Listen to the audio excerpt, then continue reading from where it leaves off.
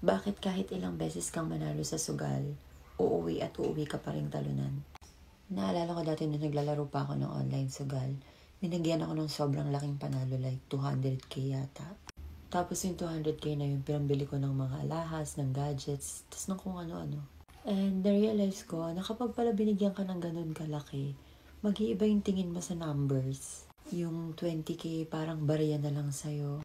Yung kahit na nanalo ka ng 20k, 30k, mahigit, maliit lang yun para sa'yo. Yung hindi ka na kontento kasi naliliitan ka dun sa mga numbers na yun.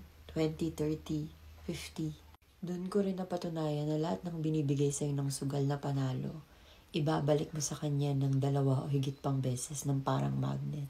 Bakit kamo? Kasi lahat ng mga alahas, ng mga gadgets na nabili ko dun sa panalo na yun, sinanla ko agad. Binenta ko lahat. Bakit? Kasi para ipang cash in. Yung mga napanalunan mo, gusto mong higitan.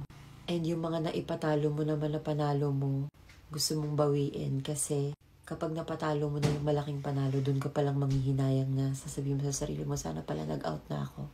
Hanggang sa kakabawi mo, ubos, simot, may utang ka pa. Papanalunin ka, pero dahil nga hindi ka kontento at parte na ng buhay mo ang sugal, lahat ng panalo mo mababawi at magkakautang ka pa.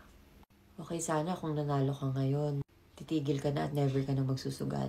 Doon, masasabi kong panalo ka talaga. Kasi di mo na mababalik yung pera sa pagka-cash in.